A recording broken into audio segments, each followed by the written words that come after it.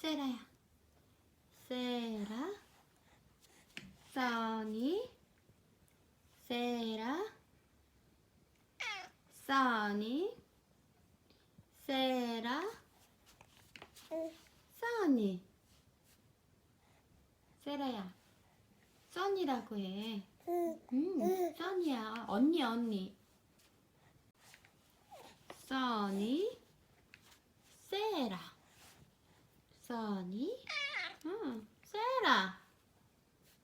그치 세라? 응?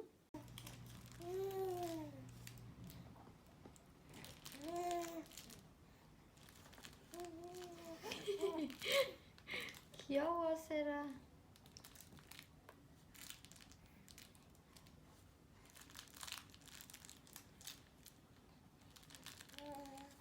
여러분 안녕하세요. 오랜만이죠? 오랜만에 회사 이야기를 해볼게요. 다들 많은 분들이 물어보세요. 회사 일을 어떻게 하냐, 아기를 데리고. 앞에 영상처럼 아기를 옆에다 이렇게 내려놓고, 그리고 아기는 저를 보고, 그리고 제가 일하는 걸 보면서 마음의 안정을 찾는 것 같아요. 그러니까 제가 눈에 없거나 어른이 눈에 없으면 되게 불안해하고 하고 울어요. 근데 옆에 이렇게 엄마나 아빠가 있는 걸 보면은 안심을 해요. 그래서 이렇게 가끔 이렇게 일하면서 봐주면서 울면은 또 달래주면서, 그리고 많이 울면은 이제 그 한 손에 또 애를 안고, 그리고 회사 일을 이렇게 하죠. 그래서 미팅도 많이 아기를 데리고 미팅을 해요. 줌 미팅을 하는데, 코로나 때문에 이제 회사를 나갈 수가 없고 자택근무를 하다 보니까 지금 이게 이번 연도 3월부터 제가 자택근무를 했잖아요. 그러니까 꽤 많이 거의 반년 넘게 이렇게 하는 거죠. 그죠? 거의 1년 다 돼가는 거죠. 이제 이렇게 되면 익숙해졌어요. 저도, 그리고 많은 사람들이 이제 자택근무에 익숙해진 것 같아요, 여러분. 코로나가 터지면서 자택근무를 하게 돼서 본의 아니게 아기를 이제 제가 집에서 케어하게 됐잖아요. 이게 아니었으면 아마 저는 3개월 이제 그 출산휴가 끝나고 회사에 복귀하면서 아이를 데이케어에 맡기려고 했는데, 우리 회사 옆에 그 브라이트 호리즌이라고 있는데, 거기가 이제 저희가 거기를 우리 세이도 보냈던 이유가 뭐냐면, 남편 회사 빌딩, 우리 회사 빌딩 가운데 유치원이 있기 때문에 정말 편해가지고 여차하면 뛰어가서 아기를 볼 수 있기 때문에, 그래서 거기를 했는데, 아무튼 우리 세라를 맡기려고 임신 만삭일 때부터 알아봤는데 3,500불 달라고 했어. 한 달에 애기 하나가.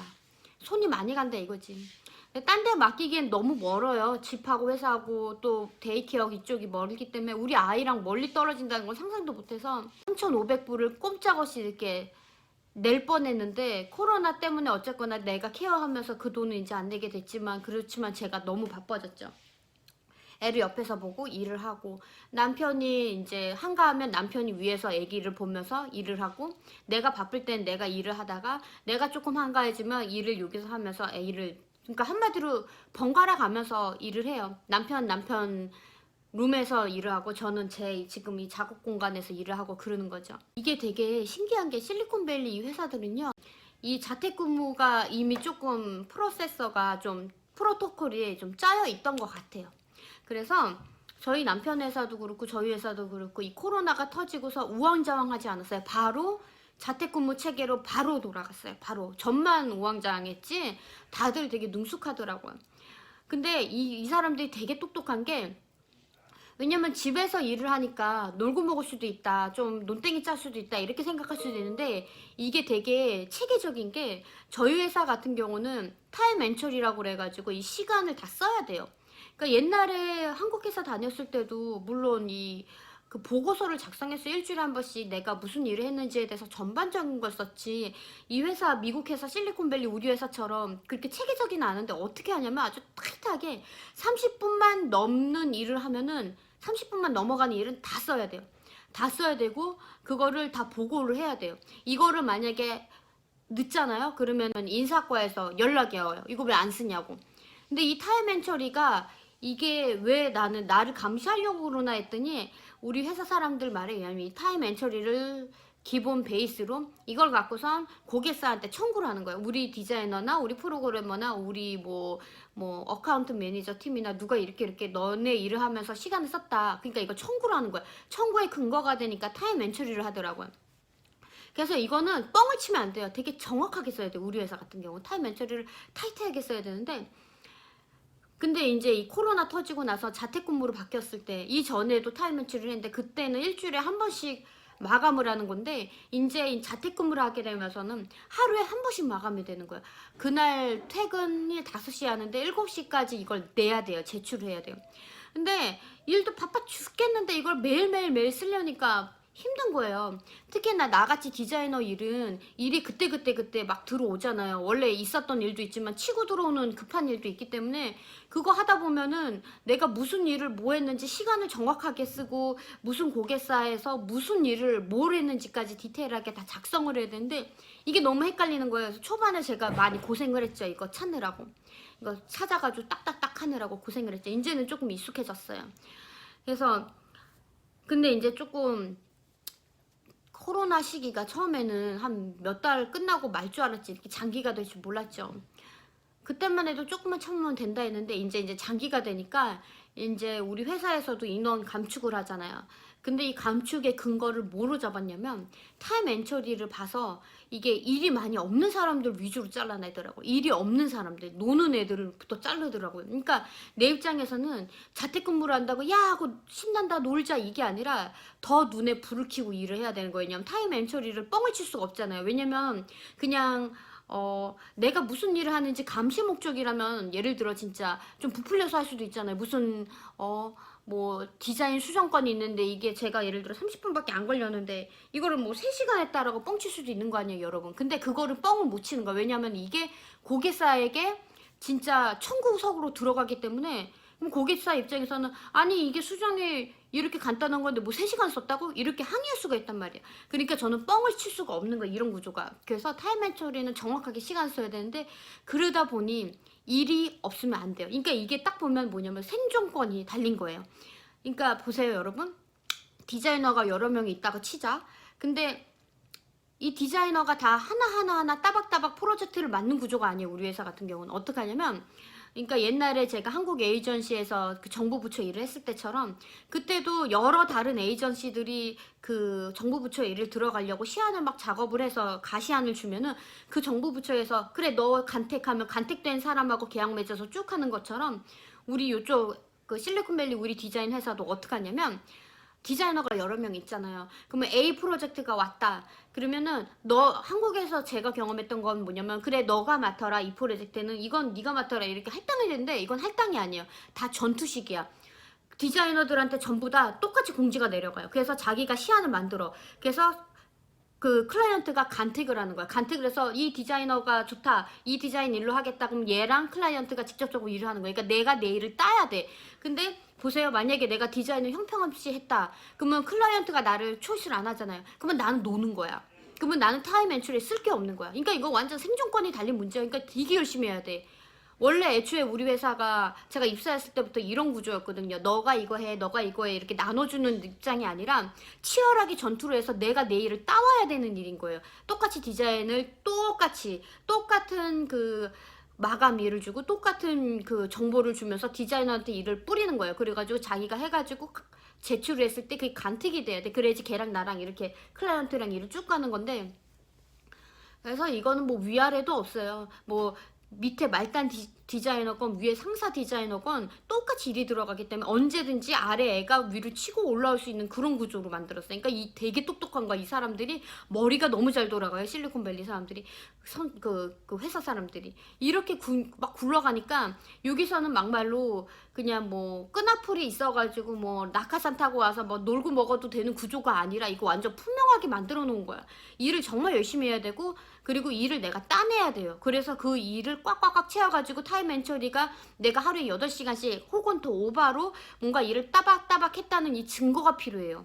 근데 또 오바로 하는 건 또 되게 싫어해. 왜냐면 오바로 하면은 야근 수당을 줘야 되거든요. 근데 야근 수당을 준다는 거는 너가 일에 대해서 충성도가 높다가 아니라 뭐라고 인식하냐면 네가 실력이 없으니까 시간을 느리게 잡아먹었고 혹은 네가 이 타임 매니지먼트를 못하니까 이게 이렇게 많이 잡아먹었구나 해가지고 이것도 안 좋아요.